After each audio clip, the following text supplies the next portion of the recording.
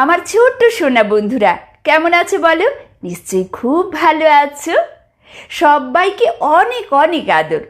মনি তোমাদের জন্য আবার আজকে যে কবিতাটি নিয়ে এসেছে তার নাম মিথ্যে কথা, আর কবি হলেন শঙ্খ ঘোষ।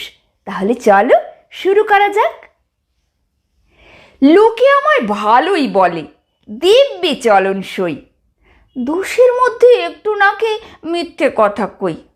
ঘাটশিলাতে যাবার পথে ট্রেন ছুটছে যখন, মায়ের কাছে বাবার কাছে করছি বকম বকম। হঠাৎ দেখি মাঠের মধ্যে চলন্ত সব গাছে এক এক রকম ভঙ্গি ফোটে, এক এক রকম নাচে। ও মা, দেখো নৃত্যনাট্য! যেই বলেছি আমি, মা বকে দেয়, বড্ড তোমার বেড়েছে ফাজলামি। চিড়িয়াখানার নাম জানো তো? আমার সেজমেশ্বর আদর করে দেখিয়েছিলেন পশুরাজের কেশর। কদিন পরে চুন খসানো দেওয়াল জুড়ে এঁকে ঠিক অবিকল সেই রকমই মূর্তি যেন দেখি। ক্লাসের মধ্যে যেই বলেছি সুরঞ্জনার কাছে, জানিস আমার ঘরের মধ্যে সিংহ বাঁধা আছে।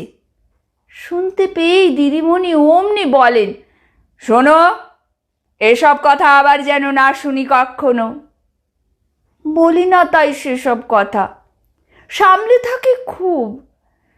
কিন্তু সেদিন হয়েছে কি এমনি বেয়াকুব, আকাশ পারে আবারও চোখ গিয়েছে আটকে। শরৎ মেঘে দেখতে পেলাম রবীন্দ্রনাথকে।